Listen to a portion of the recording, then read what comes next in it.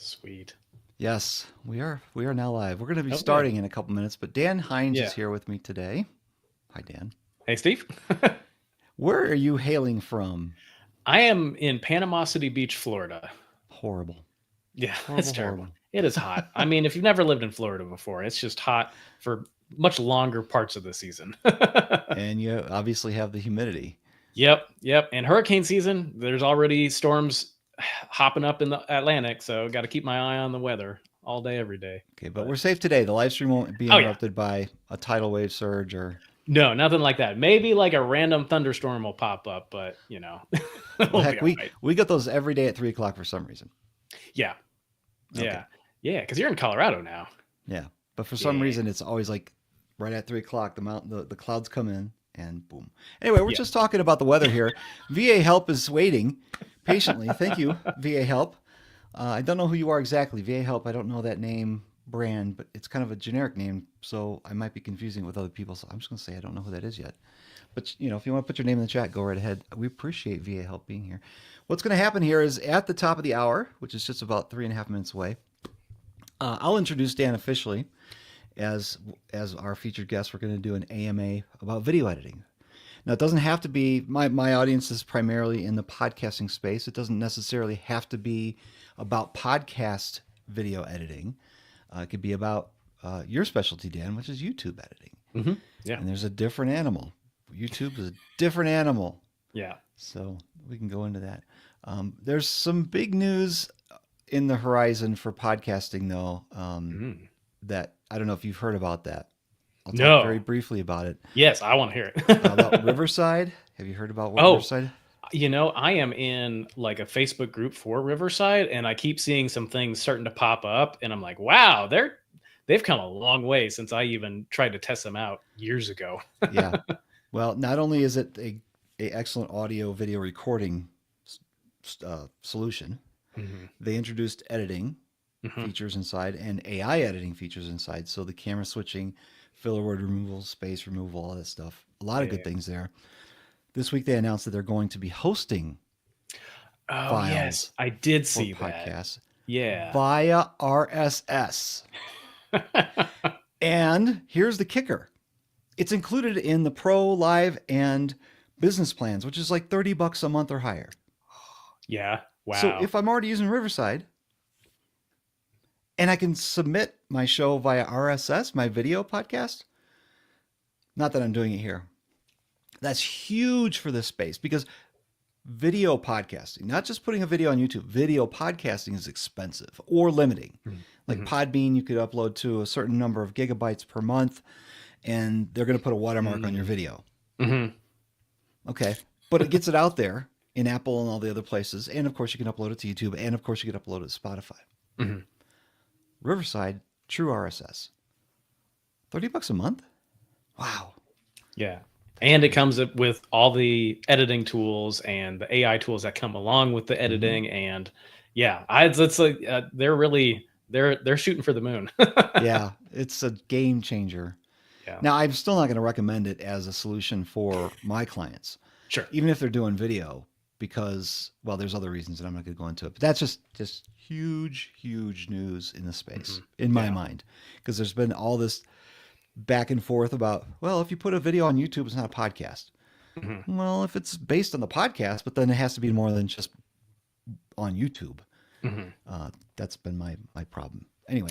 Yeah. Oh, for sure. Yeah. And I think, because the bar to entry is, of course, getting lower and lower and lower all the time, getting a video podcast onto YouTube is now going to be so easy with Riverside and other tools.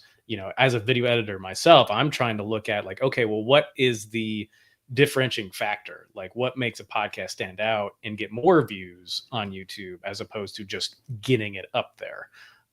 So that's what I'm still looking into. And there's do you know Jay Klaus? Yes. Okay. So he has a course. He and I are close. Okay. Oh, well, he was at FinCon, in New Orleans. But he's got like a little mini course where it's talking about a little bit more, and he's got a section about introductions. of like how to like start to script better introductions and how to edit them more. But even his editor was like, you know, they'll spend 4 hours editing just that first 30 seconds because they Yep. want it to be tight. It's important on YouTube. Yeah, well, it's a mini trailer before the episode, and so I think that's where, and I, to your point about not using Riverside, I would agree with that because it's going to be really hard to make that intro in Riverside. I mean, I guess you could make it in Premiere Pro or whatever else, and then tack it on, but I don't know. Right. That seems like it would be the slower route. Yep. Wow, we've already really gotten into some good stuff here. I'm Kinda, really officially started. In fact, hold on a second. Hold Yeah. on a second. Okay. I think you'll enjoy this.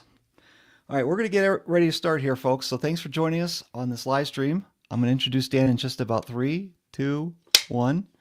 Nice. Thank you. Welcome to a live stream for the Podcast Editor Academy. I am Steve Stewart, co-founder of the Podcast Editor Academy. Along with me is Dan Hinz. He's a professional video editor. Or do you call yourself a YouTube editor? Because there is a differentiation there. Yeah, I like YouTube editor.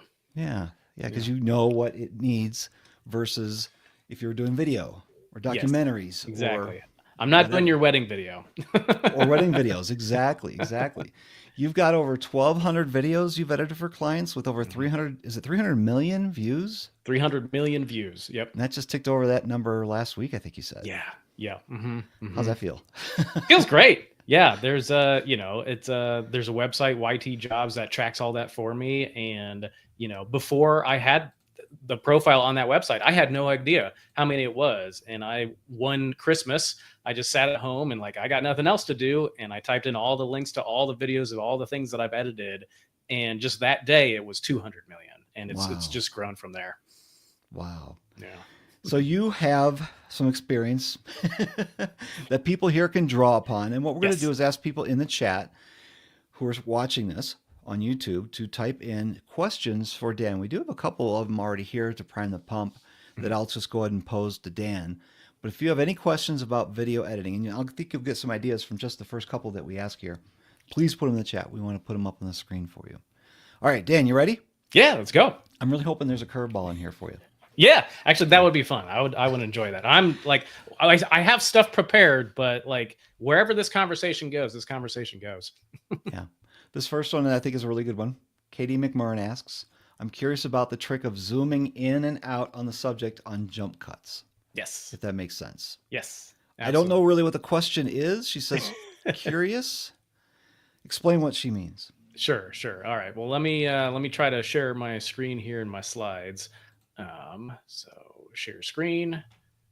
Yep, I understand. I thought we had it already set up too. I think I turned it off, and that's my fault. Okay, so here we are. So let me get to that slide that I wanted to talk about. Because really, there's two things you have to know first.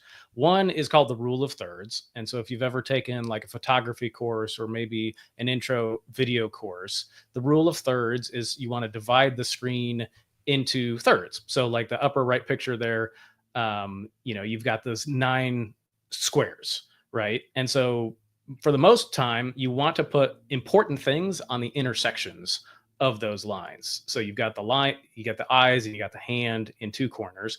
And if you ever watch a newscast, local or 24-hour news or anything else, then usually their eye line is going to be also on that upper third line. Maybe not exactly on the corner, but that's the general idea when it comes to having great composition for your video.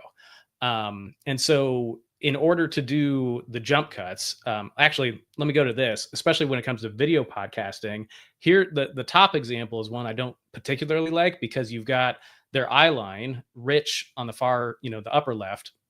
His eye line is on that upper third line, and his guest is the same. But then the combo shot, they're below the middle.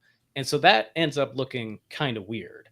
But then you've got, the podcast Call Her Daddy, which both the host and the guest their eyes are on that upper third line. And then the combo shot, they also try to get there as well. So you want to try to keep the viewer's eyeballs in the same spot as best you can, or don't have them move very far. And if you do that, then it's going to feel natural. It's going to feel normal. So when it comes to jump cuts and zooming in, here's a jump cut I did for Michael. You want to try to put the anchor point of your zoom right on the bridge of their nose, that yellow dot. And so if you do a jump cut and it's a sudden, just like you zoom in, if you have those yellow dots in the same place on the screen and it's on the bridge of their nose, it's as if we were making eye contact with the subject and then we just zoomed in on them. And that's going to be where it feels the most natural, is trying to keep that anchor point there. Now that's like a jump cut where it's very sudden. If you do like a digital zoom in where like it's like someone takes the zoom lens and just twists it and zooms in on someone, if you're going to do that and you're going to keyframe that, you want that to be not linear, but Bezier. And I know in Premiere Pro, that's called an ease in and ease out. Not sure what it's called in every other software, but that's what it is in Premiere Pro.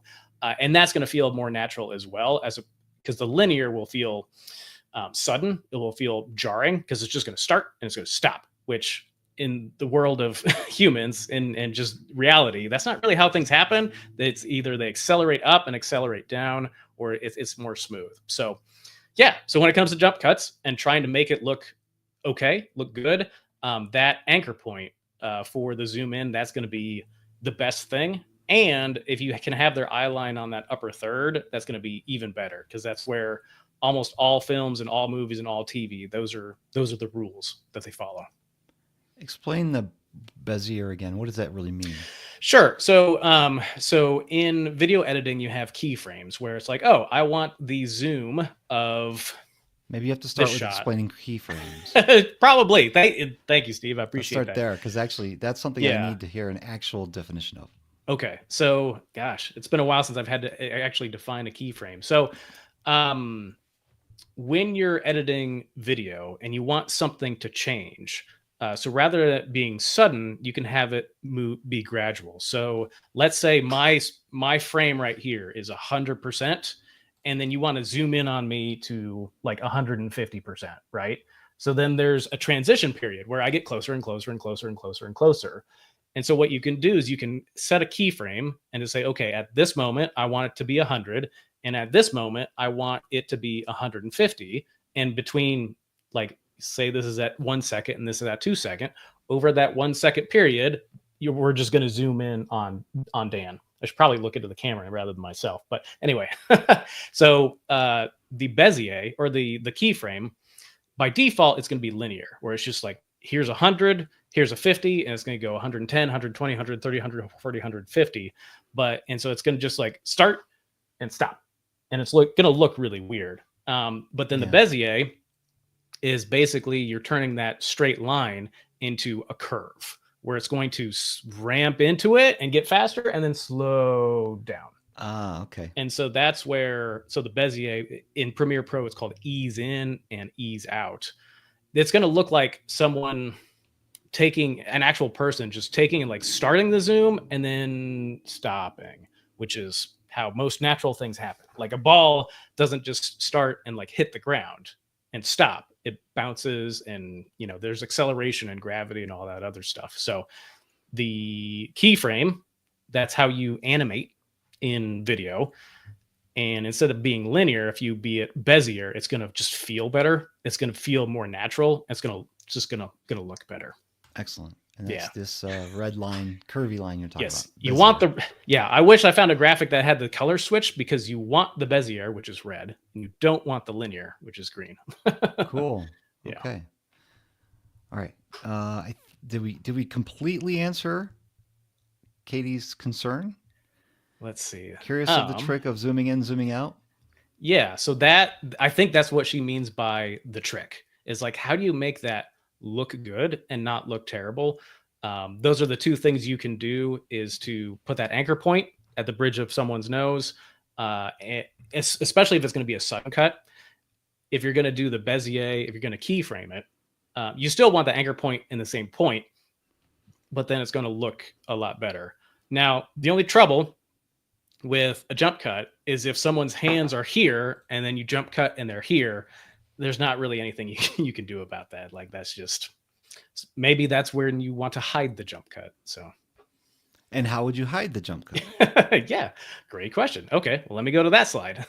Okay. So I got a whole, and feel free to chime in with questions. I got a whole bunch of stuff. So So hiding the jump cuts, there's a couple things you can do. First is you could just not hide it.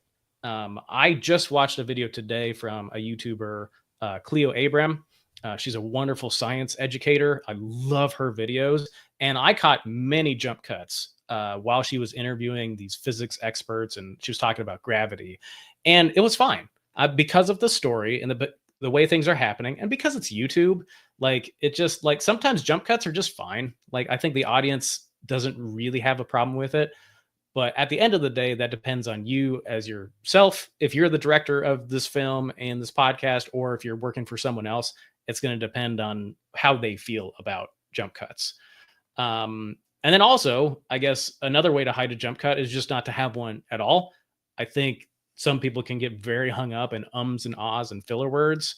But as a fan of, I listen to a ton of podcasts, and people just have filler words. It just happens in natural conversation.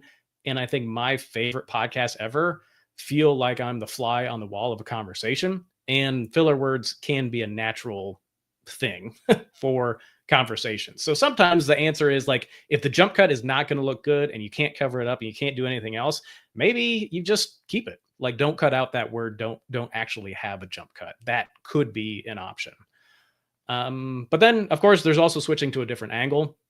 You know, with a lot of podcasts, if you have an interview, you've got person A and person B, and then you've got that combo shot. So if you can switch to a different angle to cover up that jump cut, that helps out a lot. That's one way. But then I think one thing that you may not know about is what are called J cuts and L cuts. And so that's what this purple graphic is for. So the graphic on the bottom left, this would be known as an L cut, because the dark purple, that 01.mov, it looks like an L. And so what's happening here is that the second camera, you see the other angle before it switches to that audio. So this would be where, like in a movie, if someone's talking and then the camera cuts to the other person, they're not talking, but they're listening and they're reacting. And so you want to see their reaction before it's actually their turn to talk. And so as an L cut, that could be a way to hide a jump cut without anyone noticing. So you're going to see the other person maybe nodding and, okay, yeah, and we're going to start talking. So that would be an L cut. And then the opposite would be a J cut, which is in the upper right. And so that's where the 02.mov, it looks like a J, because it's the audio is coming in before you see the other person talking.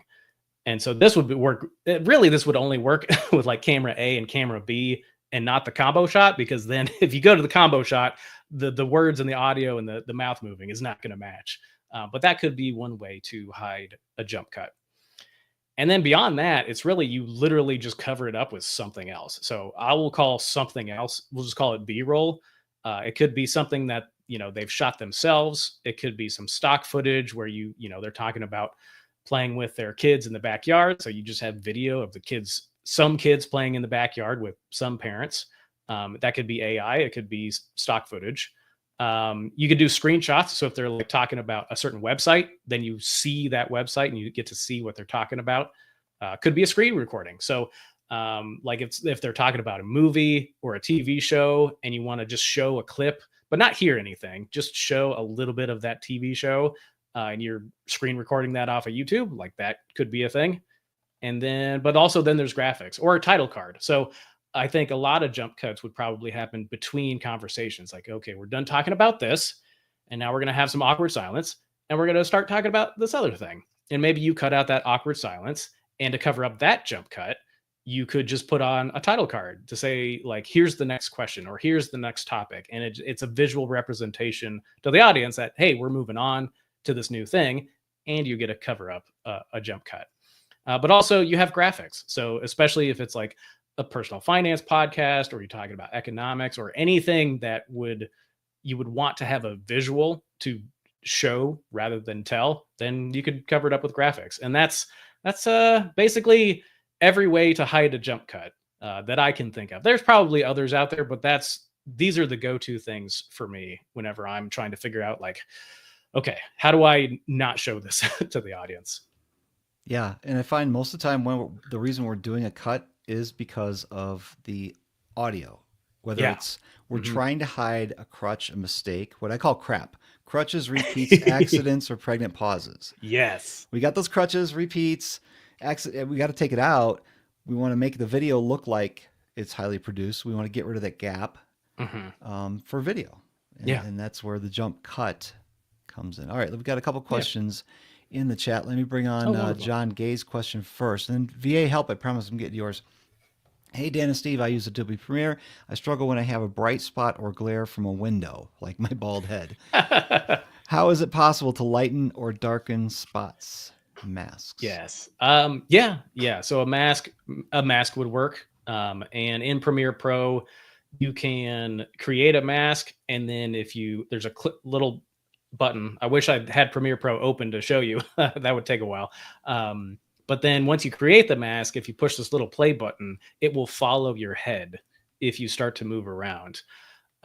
So yes, it is possible, but boy, that would be time consuming. I think that's where, if you really wanted to solve that, is like, I got the shine on my head because I just have bad lighting in here, and that's just I just don't care.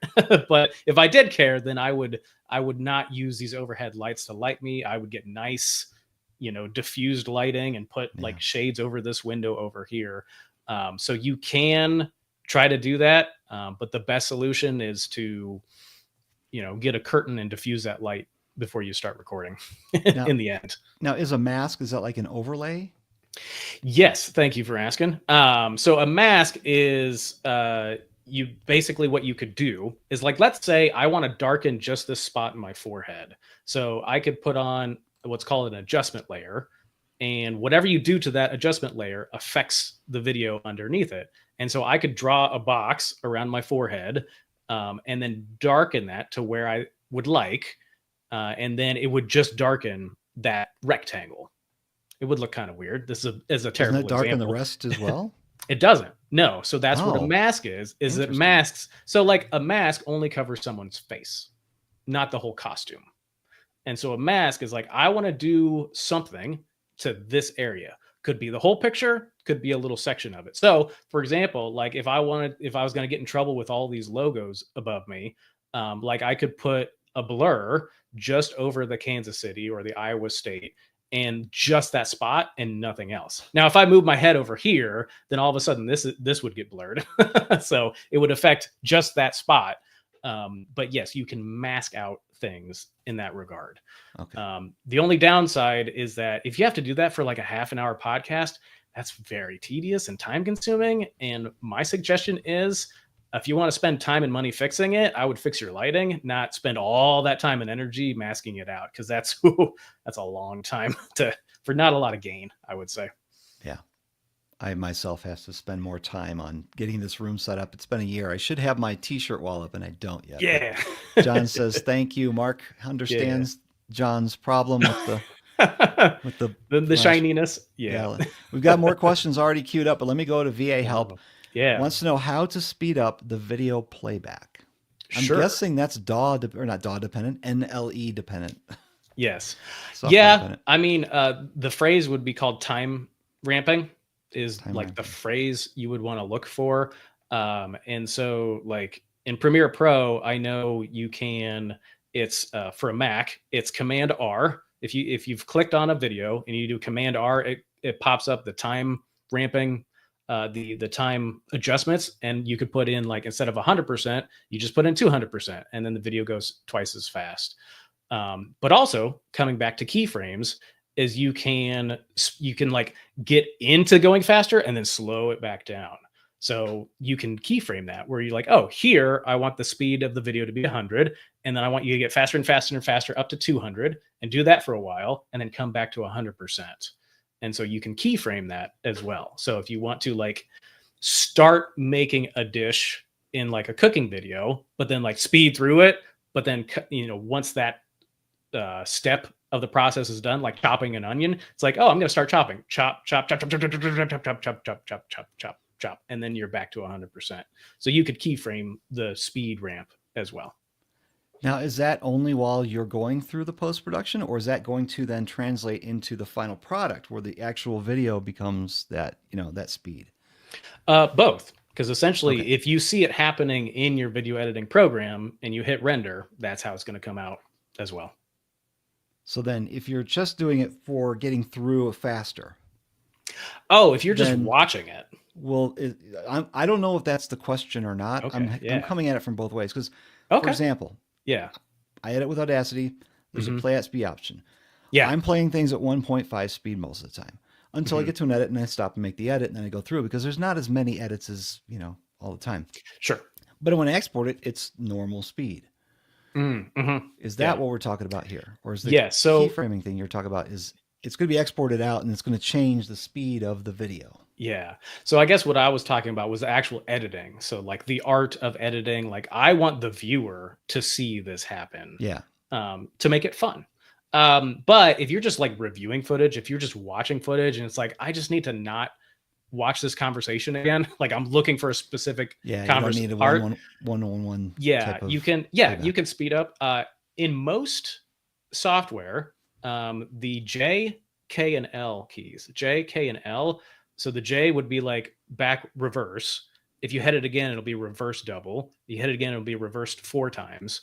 And K is play and pause, and then L is go forward twice as fast, 4 times as fast, 8 times as fast, and sometimes 16 as fast. Usually 8 times as fast is that's about as fast as you can go and actually understand what's going on. So And yes, so you can speed it up, but it depends on the software you're looking at. Sometimes different software has different buttons and keyboard shortcuts. yeah, don't some hardware solutions like a mouse, like with a scroll pad, or Hmm. like DaVinci.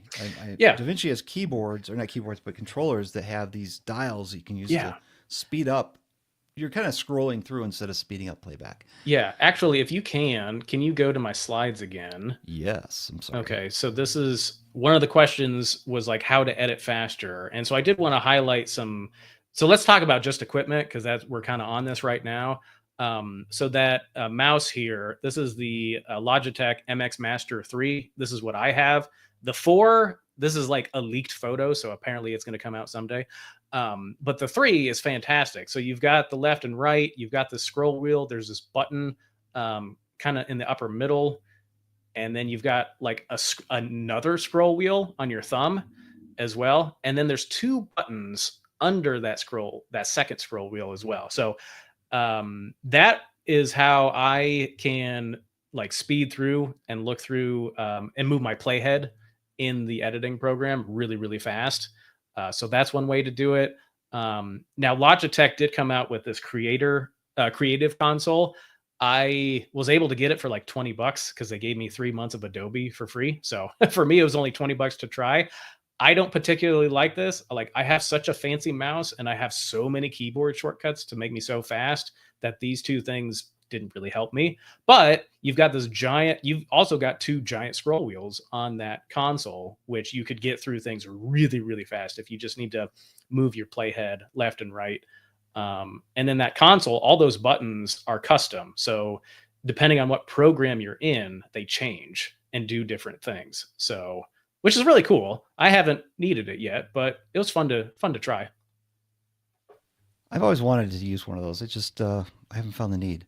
Well, I'm in the same boat. I got it and I tried it and I'm just like I love how my right hand never leaves my mouse and my left hand never leaves that home spot on the keyboard, and that's my goal. So now if I have another thing that I have to move my hand to and look down, it just makes me slower. I would rather memorize a new keyboard shortcut and just call it a day, Yes. or map one of these buttons to something else. Yeah. So I love it when you can map your own keyboard shortcuts. I mean, yeah. it's changed my life. And Yes. it makes you 10 times faster. I mean, to Mhm. click a button versus moving your eyes to where a button is, moving your mouse to that, clicking it, and then coming back to whatever you were doing. Keyboard shortcuts are just amazing. And Yeah. memorize as many as you can. Yeah. So VA helps with thank you. Found the shortcut for Windows. Control Okay. Alt T. Yeah. Mark says, has anyone played with QMK or VIA firmware for keyboard macro mapping? Oh, interesting. I don't know what those are. However, basically Logitech, when you buy this mouse, they have their own software Yeah. where I have basically, so the 2 little buttons under this scroll wheel here, I have mapped those to be my forward and backwards button. So instead of moving my hand from here to the JKL keys to like speed upwards or forward or backwards, that's what those buttons do on my mouse. And I had to map those. Like, so actually those little buttons on the mouse, when I click it, Premiere Pro thinks I clicked the L key, not, Right. it's not, so yeah. So I think the macro mapping for keyboard shortcuts is phenomenal. So yeah, so I think, with that creator console, where to go? I mean, I've got this thing, but the one with the little buttons on it, it's infinitely mappable, almost infinitely. Like there's so much you can do with it. It could be fantastic. Yeah. I haven't found a need for it, but it is definitely an option. I was going to say there, I've got the Logitech wireless, haven't really used it much, but I know that. So I'm working off of a Mac. Are you also working off of a Mac? I am. Yep. Okay. I imagine that the Logitech software also works on a Windows machine. I can't imagine why it would work on a Mac and not a Windows machine. Usually it's the other way around. So that programming is available in most Logitech products. Yes. Yeah. Right. And so I'm not like, I don't have any referral links for Logitech. It's what I use. I'm sure there's other great things out there. Like I've never got into like gaming mice, but I'm sure there's even better things out there than I've discovered. So yeah, exactly. Yeah. I've got there a you 12 go. key on the left. I've got buttons on the top. Although I only use the number keys. Gosh. And I map those to keyboard shortcuts when I'm editing. Oh, see. Oh my gosh. That looks amazing. fun. Yeah. Yeah, exactly. It's amazing how your thumb learns where the 1 versus the 4 is, even though they're right next to each other. Somehow they built it really well. Yeah. And I guess for me, it's just, I haven't run out of I haven't gotten to a spot where I'm like, I need another button. I've got more buttons than I know what to do with. So I'm good for now, but that's pretty cool. Yeah. Let's go to another question that we've had posed to us before the live stream began. Brandon Sminger asks, well, he's asking about faster editing tips. Let's skip that one. We talked a little bit already about that. We might come back to it, I'm sure. Tips for creating great lower thirds quickly. Yes. So, let's go back to my slides. This one's pretty simple, I would say. Where did that go?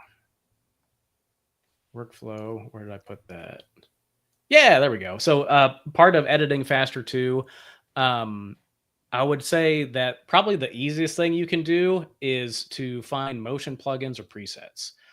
So this is where if you want anything to move on the screen, or you want it to pop in, or to slide in, or to fold in, or you want it to rotate in, like all that other stuff, you don't have to animate that yourself. You can just buy these packs. And I use Film Impact, and it's fantastic. You can do like a typewriter effect for text on the screen. That's like super, super easy to do with Film Impact. There's an editor on YouTube named Finzar, and in his website is storezar.com. And he's got a bunch of like plugins and presets you can buy. Motion Array is another one. So that's like to make things move. Now the question was more about the lower thirds. And so it's kind of the same idea, is you just want things you can have as templates. So if you sign up for something like Envato Elements, then they have these beautiful graphics, and like all you have to do is change like the words and the colors, and then you're done. And it looks just as pretty, and it looks professional, and it's wonderful. Storyblocks also has a bunch of templates for Premiere Pro and DaVinci Resolve, and I'm probably Final Cut Pro. I've never really used Final Cut Pro a lot, so I don't know for sure. But if you want that to make it really, really quickly, just go buy a template or sign up for one of these services for a month, get the templates you need, and then cancel that membership. Are these lower thirds moving, or are they just static? Or obviously both. Both. Okay. Both. Yeah. A lot of them. Let's see. Let me log into Storyblocks, and I will go to like titles. And okay, let me share that screen. So stop sharing, and then let's use a different. Because something you didn't mention that I use all the time is just to make simple and good looking graphics is simply Canva. You just make it a PNG with no background, or GIF with no background, and you've got moving there. Of course, it's not going to be, high def, photograph type. It could be, but I'm just doing it for, blocks and names and maybe some types of a car running across. I don't know why I would say car running across the bottom, but you know what I'm saying. Right. Something like that. Okay. I think I'm sharing. Can you bring Yes, you that are. back? Awesome. Okay. So this is story blocks. And so I just literally typed in titles into the video section. You can also go to templates and search that way. And so here, and you can kind of see like, okay, so like these, so all of these things They look are, fun. yeah. So this is for After Effects, which is an Adobe product, but you can also search by just Premiere Pro. Let's see. Let's do lower third, right? So here you go. So here are all these lower thirds. So then all you would have to change is basically the colors, and you could change the font. You could basically change just about anything, but the animation is what takes forever. And so by using a template, it saves you all that time. There are Premiere Pro templates. I just happen to be clicking on the ones that are After Effects only.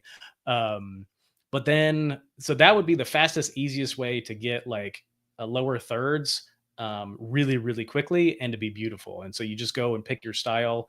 It's going to take a little bit of a learning curve to figure out how to adjust them and change them. But once you know one, you kind of can do all of them. And then also, let me see if I can go. I'm going to go back to my slides because there's one other thing I wanted to show. Okay.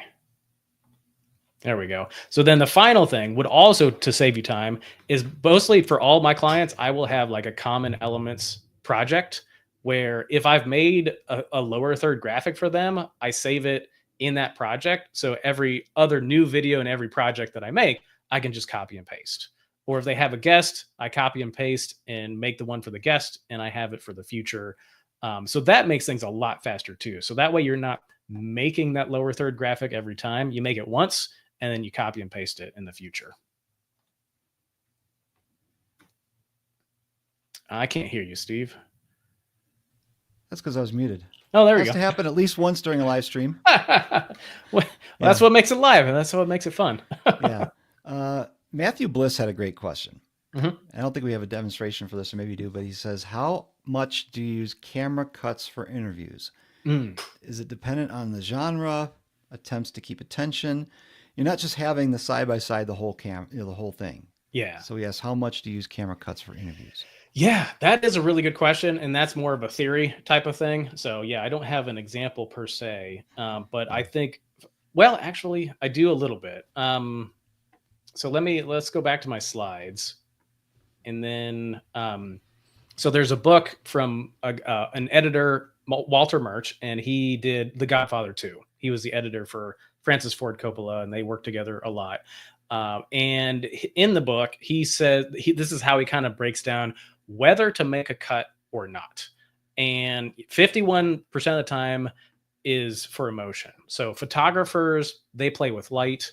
Painters, they play with colors. Editors play with emotion. Because we're trying to combine everything: sight, sound. Well, I guess that's really everything, sight and sound. But you've got music, sound effects, you've got the camera angles, you've got lighting, you've got coloring, music. And so there's a lot going on. And so I think so when the question is how much to cut, the question really should be, what do you want the audience to feel? And once you understand and decide what you want them to feel, that helps guide you on when to cut and where to cut. And so the thing is, I think, at least for video podcasting, and my favorite podcasts are those that are like, I feel like a fly on the wall. And so if you're cutting a lot, then it's going to feel jarring and it's going to feel hectic. And I don't want to feel that. I just want to feel like if someone laughs, I want to see them laughing. And if someone makes a comment or does something, like I want to see it. So you want to cut to that camera to see that person do that thing. But I would first say, like, well, what do you want them to feel? And then also, what do you want them to see? So I think there's a video podcast that I love called The Editing Podcast. But it's all about video editing. And so these guys get, these editors from Hollywood, and they're like, okay, walk us through a scene. Like, how did you do this, the sandworm scene in Dune 1? So like, So there, you're not really cutting between people and camera angles. You're showing the movie while they're talking about it, or you're cutting to the things that they're talking about when they're talking about it. So that particular podcast has a lot more cutting more frequently, but that's kind of the point, is that they need to show a bunch of stuff in very quickly. So that's when they're cutting. So I would say, like, you were talking about taking out pregnant pauses. There was one of my favorite podcasts that I listen to is Armchair Expert with Dax Shepard, and I think they had Olivia Munn on, and she was talking about a lot of struggles that she's been through. And I remember listening to that to that episode, and there was a huge pregnant pause. But my guess that they left it in there is because on the video you start to see her tear up, and so that in the video world was not a pregnant pause, because there's something to look at. It's something interesting. So you would want the camera on her for that moment. And so the same would go for whatever that you're editing, is to say, like, if the guest has a really long story, keep the camera on them the whole time if you can, because because if we were sitting in a room and they were telling a story, we would be looking at them the whole time. But if they said, but if they were talking about it and then they said, it's like, oh, and then my wife stopped me, and if the wife happens to be on the podcast, then the camera's going to go to her to see her reaction. Like, so think of it more of like, if I were sitting at a dinner table watching these people talk about this, where would my eyes go? And then that will, because that's where the emotion's going to be. And that'll help guide you on how quickly to change the camera angles, because the whole point of a conversation is just to watch the conversation. So if you take that and then go watch, like, Call Her Daddy or any of your other favorite video podcasts, just keep in mind, why did they cut there? Would I have made the same choice? And then you start to build your intuition. If I can inject some of my personal experiences when I'm watching, and we're specifically talking about interviews here, and we're probably talking about podcast interviews. It's usually two people on a mic. And I've seen this working with AI too, where they're going to jump back and forth even when the other person's not speaking. Because if it's on one person for too long, I think the software thinks you got to change the camera angle. Mm-hmm. And it is good to have those, affirmations without the verbal part of it while the expert is talking. 2 to 3 minutes is the length I've seen for some of these stretches. That got to be, okay, now it's starting to get a little too long before it switches out. Yeah. And I've also seen where, and this is usually to hide the jump cuts, where it's just like bam, bam, bam, bam, bam, where it did get to be, it's just way too much.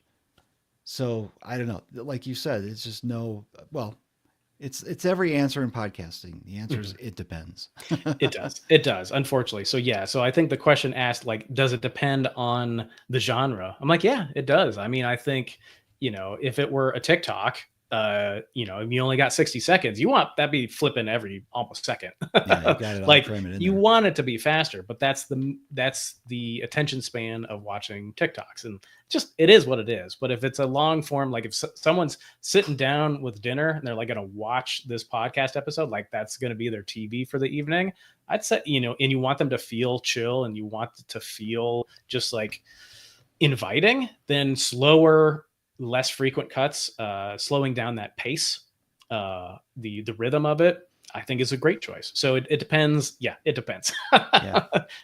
And I think that the energy of the speaker plays into that as well. Yeah. Because if they are telling us a sad motivational story, you don't have to jump back and forth, because it just doesn't match. Although maybe that's an attention grabber that works for YouTube. I don't know. It just doesn't feel right to me. Yeah, I mean, I would say no. Like, I don't think you should do it for engagement or to, like, for attention span per se. But I would say that use your gut, like use your intuition. Like, if you're someone who watches a lot of video podcasts, you just know what you like. And then while you're editing it, if you're bored and you notice that your eyes like move to your phone, or your eyes move, like, I want to check my email, like, that's a signal to yourself. Like, something should change here because I was bored editing it. So someone's going to be bored watching it. So that's a really good clue to change. Like, yeah, switch to a different, and even like, I think even like 60 Minutes does it too, where like if you just have some footage of like the host nodding, like you can take that from any part of the interview and put it somewhere just cause like no one's going to know. Oh, I absolutely did that. One time I Oh had yeah. a client who went to the person's studio and they didn't give me separate tracks. They gave me an edited video. And there was a point where they had it on the guest too long. It was his studio, so keep the camera on the guest longer, but it was too long. Yeah. And she was just sitting there listening intently.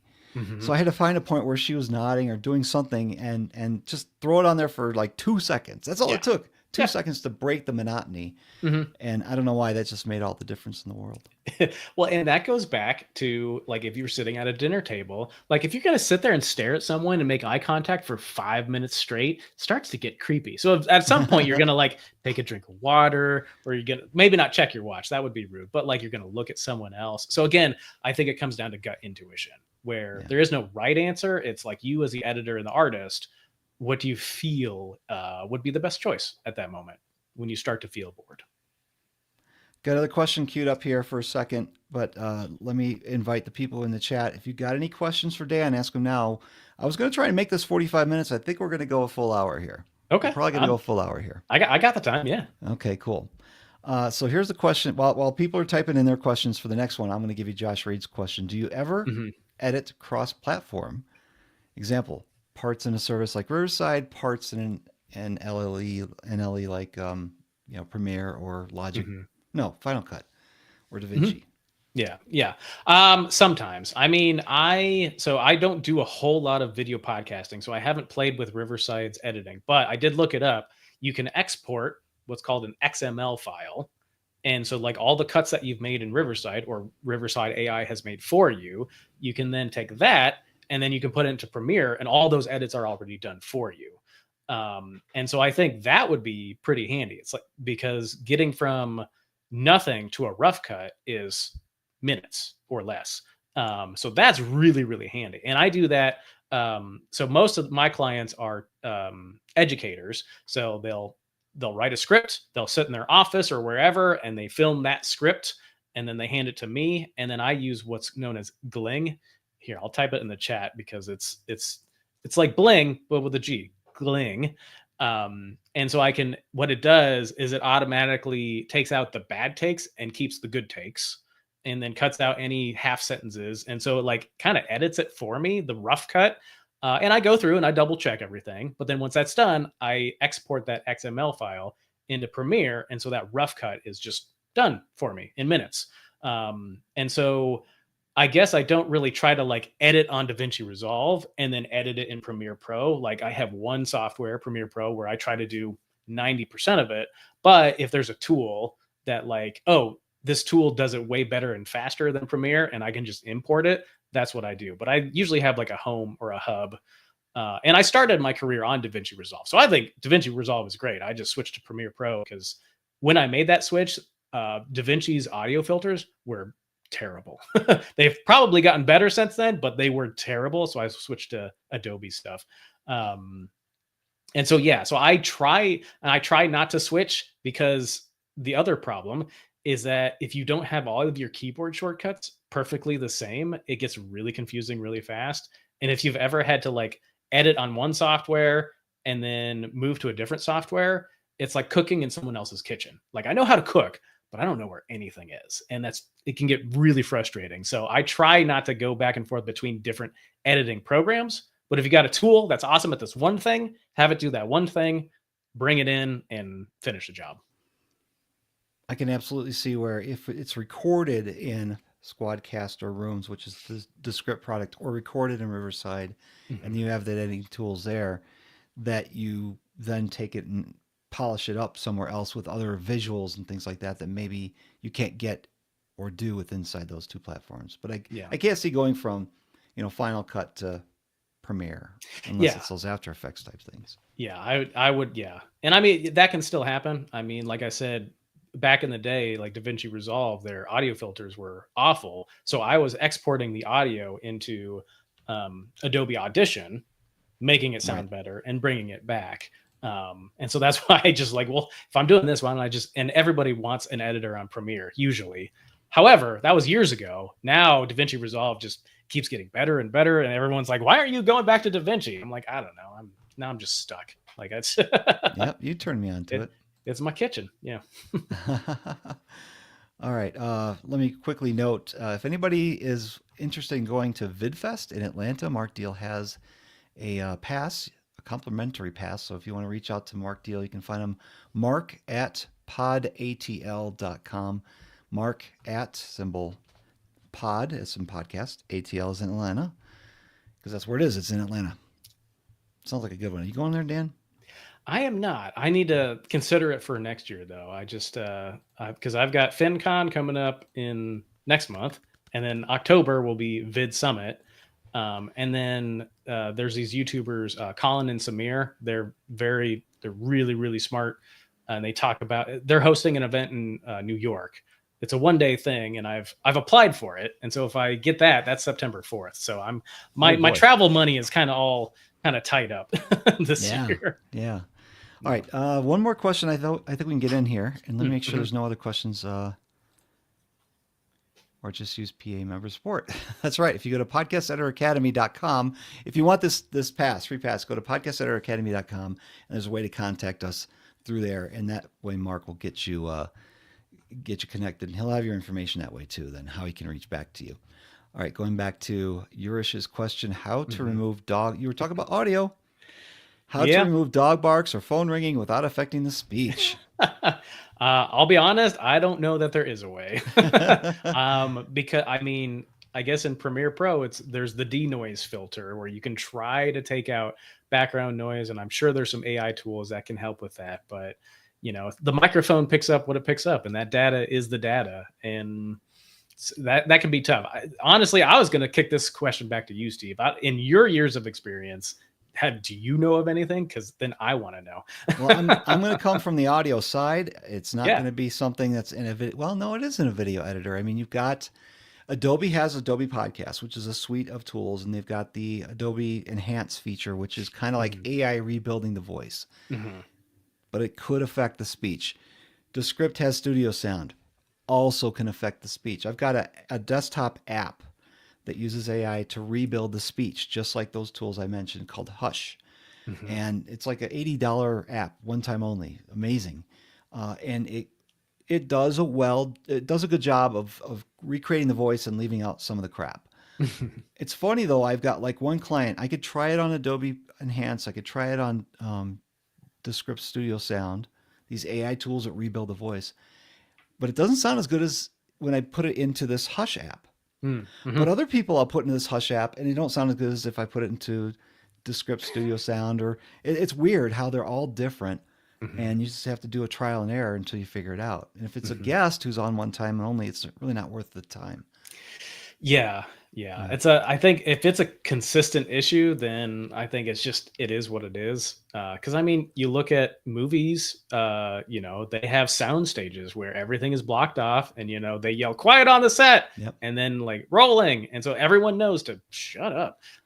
And so because even professional Hollywood movies, like you can only take out so much, and a lot of movies, like if you've ever noticed where like the camera's behind someone, you see the back of their head, and they're talking, but you can tell it doesn't quite match the movement of their jaw. That's called ADR, which is they go into a studio and they record their dialogue professionally, and it gets replaced. And they do that a lot, especially if they're like recording out on a New York City street and there's like a garbage truck down the road, and like they can't take out that beeping or the other stuff. So even Hollywood deals with the same crap, and they can't take it out. They just we'll fix it in post. This is what they're gonna do. So we're doing it live. Yeah. So yeah, that's the dogs barking and other stuff. That's tough. I mean, if it were me, the host, and it was happening like in my own house, I'd be like, sorry, like I would apologize, like sorry about my dog, or like I would acknowledge it, but we're going deep into into production. So Yeah, sometimes the real problem is I'll work really hard to get the dog barking out, and then 15 minutes later start talking about the dog and how it was barking. And it's like, well, now yeah. I either got to put it back in or I got more to take out. Oh my Hmm. goodness. Well, Yeah. actually, on that note, I do want to hit one other thing in my slides Oh, because absolutely. especially if people are trying to become better, faster video editors, this is usually my workflow of how I edit all my videos to save me the most time possible. And I basically batch everything. So, you've once you get the footage, you do like a rough cut. It's like take out the bad stuff that you know is bad. If you got to move stuff around, and it's kind of like doing the edge pieces of a jigsaw puzzle. You're just kind of like, this is kind of the basic shape of what this video is going to be. Like, okay, let's do that. And then I go through and I fine tune the A roll. So back to your point, Steve, where you took all that time to take out the noise of the dog, but then they talk about it later. Well, when I'm doing the rough cut of the A roll, it's basically like I'm watching the video as well. Like I'm getting to know the full interview, the full story. I want to know all the pieces of the puzzle and where they are, and then start shaping it. So then I would go in and I would start to fine tune the A roll, where it's like, okay, well, can I, here's a jump cut. Can I hide it? Do I not hide it? And I go through for that. And then I will mark spots for graphics. I'll come back and do those later, or what I call difficult B-roll. But as I'm fine tuning that A roll, I'll add easy B-roll. Like, oh, if they're talking about a basketball game, then I will just get some stock footage of a basketball game and I'll add it in while I'm doing that. And then also transitions. If your videos have transitions, a lot of people don't, and that's fine. But that's like an easy place to put that. But it's kind of like, you don't want to just like, you don't want to clean and dry one fork at a time. You clean all the forks, you dry all the forks. I've been watching a lot of The Bear on FX. So, um, so once I fine tune the A roll, then we talk about the B roll. Like, okay, if there's like screenshots that need to be animated, or I need like arrows and circles and stuff like that, I will do that then. If there's complicated screen recordings, like they're talking about a movie and I need the audio, then, I'll go do that. But I add the harder stuff for later, because if I do hard stuff and it ends up getting cut, I've wasted time. So that's why I want to do a rough cut of the A roll, and then I fine tune the A roll, and then I start covering stuff up. I also leave the introduction usually for last, especially with YouTube. It's like it's much faster paced. There's a lot of things going on. And plus, usually with the introduction, they're talking about stuff that is going to happen in the video, but I don't know where it is. So after I've rough cutted the A roll and fine tuned it and I've added B roll, I kind of know where everything is. So doing the introduction is way faster if I actually leave it for the end, because I just know where everything is and what I need. And I have a good sense of what I want to do. And then sound is almost last. It's second to last, because again, if I'm fine tuning a lot of sound, which can be very tedious, I don't want to do that and have it get cut. So I want the sound to get cut. And movies do this too. Like the sound editing and the sound effects and the music are basically last.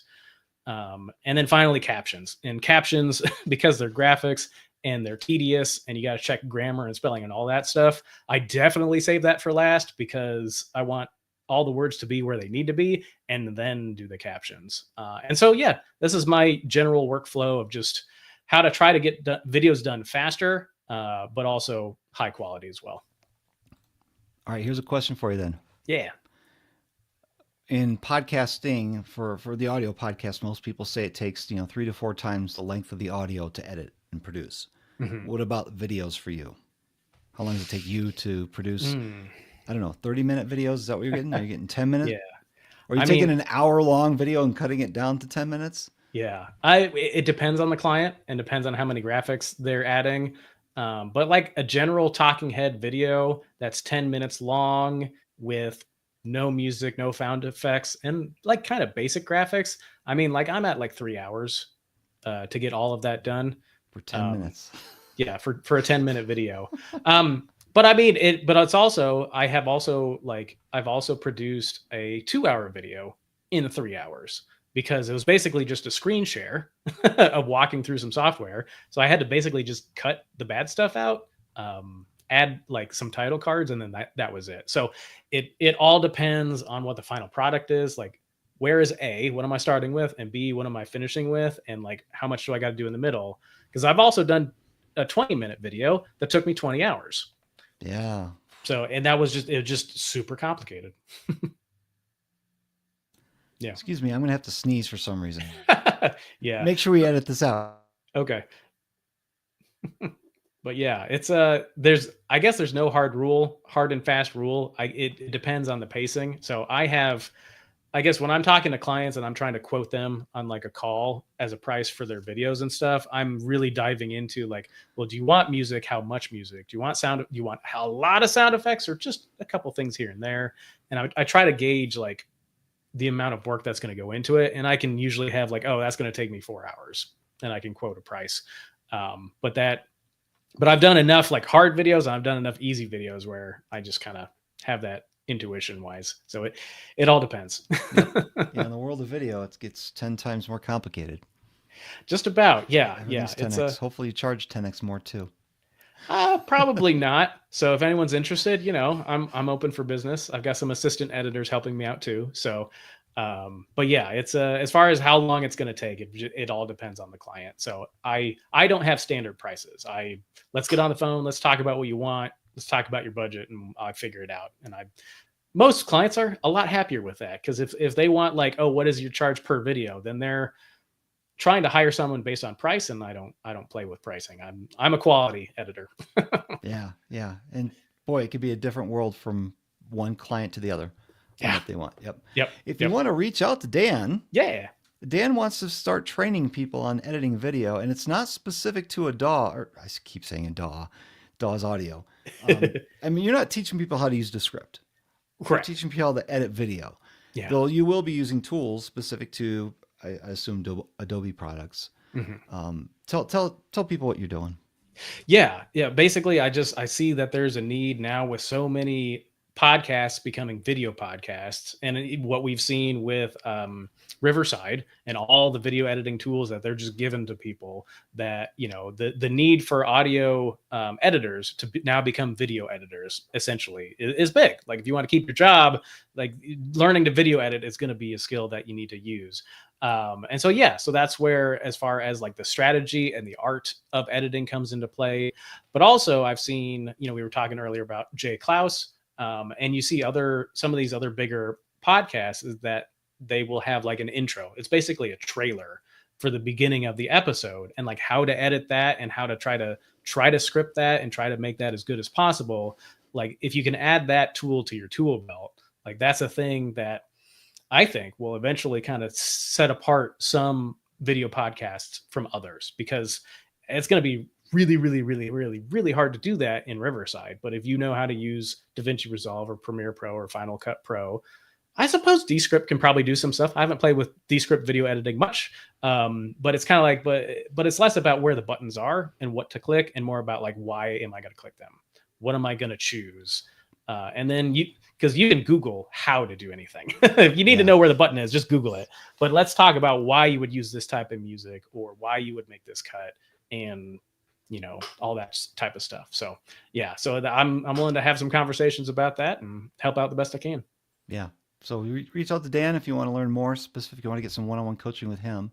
I mean, like, like you said, you could find tutorials on how to use the tool in lots of places. We got tutorials in the Podcast Editor Academy for DaVinci. We got it for Descript. We got it for Final Cut Pro.